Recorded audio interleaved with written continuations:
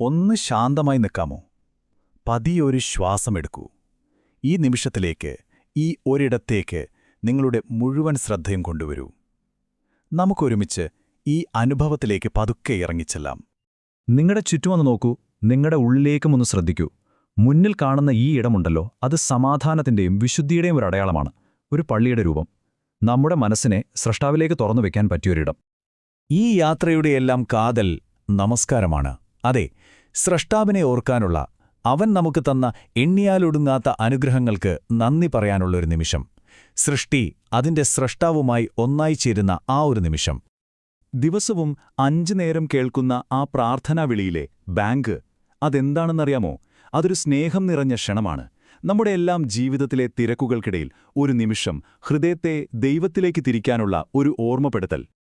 നോക്കൂ, ഈ പ്രാർത്ഥനകൾ നമ്മുടെ ഒരു ദിവസത്തിന്റെ താളമായി മാറുന്നത് എങ്ങനെയാണെന്ന്.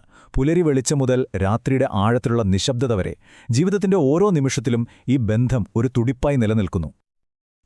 സ്രഷ്ടാവുമായുള്ള ഈ ബന്ധത്തിൽ നിന്ന് നമുക്ക് മനുഷ്യർ തമ്മിലുള്ള ബന്ധത്തിലേക്ക് വരാം. സരോജിനി നായിഡുവിന്റെ ഈ വാക്കുകളൊന്ന് ശ്രദ്ധിക്കൂ. നമസ്കാരം എങ്ങനെയാണ് മനുഷ്യർക്കിടയിൽ സമത്വം തീർക്കുന്നത് എന്ന് എത്ര മനോഹരമായാണവർ പറയുന്നതല്ലേ? ഒന്ന് ആലോചിച്ചു നോക്കൂ. ഈ ഒരിടത്ത് ഒരുമിച്ച് നിൽക്കുമ്പോൾ അവിടെ രാജാവെന്നോ സാധാരണക്കാരനെന്നോ ഇല്ല, പദവികളില്ല, അധികാരമില്ല. ദൈവത്തിനു മുന്നിൽ എല്ലാവരും ഒന്നു മാത്രം. നമ്മളെല്ലാം തുല്യരാണെന്ന ആ വലിയ സത്യം ഓർമ്മിപ്പിക്കുന്ന ഒരനുഭവമാണിത്. അപ്പോ ശരിക്കും നമസ്കാരമെന്നത് വെറുമൊരു പ്രാർത്ഥന മാത്രമല്ല, അല്ലേ? അതിന് പല തലങ്ങളുണ്ട്. അത് സ്രഷ്ടാവുമായുള്ള ഒരു ബന്ധം മാത്രമല്ല, മനുഷ്യർ തമ്മിലുള്ള സമത്വത്തെക്കുറിച്ചുള്ള ഒരു ഓർമ്മപ്പെടുത്തൽ കൂടിയാണ്. തിന്മകളിൽ നിന്ന് നമ്മളെ സംരക്ഷിക്കുന്ന ഒരു പരിചയമാണ്. നമ്മുടെ ഉള്ളിന്റെ ഉള്ളിൽ സമാധാനം നിറയ്ക്കുന്ന ഒരു വഴിയുമാണ്. ഇനി ആ പ്രാർത്ഥനയുടെ കാതലിലേക്ക്, അതിന്റെ ആത്മാവിലേക്ക് നമുക്കൊന്ന് നോക്കാം. കേൾക്കൂ, ഇതൊരു സംഭാഷണമാണ്. സൃഷ്ടി അതിന്റെ സൃഷ്ടാവിനോട് നേരിട്ട് സംസാരിക്കുന്നു.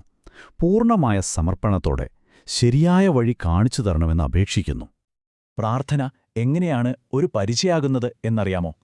ഖുർആൻ പറയുന്നു, നമസ്കാരം തെറ്റായ കാര്യങ്ങളിൽ നിന്നും നമ്മെ തടയുന്നു എന്ന്. അതായത് ദിവസവും ആവർത്തിക്കുന്ന ഈ സമർപ്പണം നമ്മുടെ മനസ്സിനെ ശുദ്ധീകരിക്കും, തെറ്റായ ചിന്തകളിൽ നിന്നും പ്രവൃത്തികളിൽ നിന്നും നമ്മളെ അകറ്റി നിർത്താൻ സഹായിക്കും. അപ്പോ ഈ എല്ലാ ബന്ധങ്ങളുടെയും യാത്രയുടെയും അവസാനം നമ്മൾ എന്താണ് തേടുന്നത്? സമാധാനം, അല്ലേ? ആത്യന്തികമായി ദൈവത്തെ ഓർക്കുന്നതിലൂടെയാണ് നമ്മുടെ ഹൃദയം യഥാർത്ഥ ശാന്തി കണ്ടെത്തുന്നത്. ഈ നിശബ്ദതയിൽ, ഈ നിമിഷത്തിൽ ഒന്നുകൂടെ നിൽക്കൂ. ഒന്ന് കണ്ണുകളടച്ച് നിങ്ങളുടെ ഹൃദയത്തെ ശ്രദ്ധിക്കൂ. എന്ത് സമാധാനമാണ് ഇപ്പോൾ അവിടെ നിറയുന്നത്? ആ ഒരു അനുഭവം, അത് നിങ്ങളോടൊപ്പം മുന്നോട്ടുള്ള യാത്രയിൽ കൊണ്ടുപോകുക.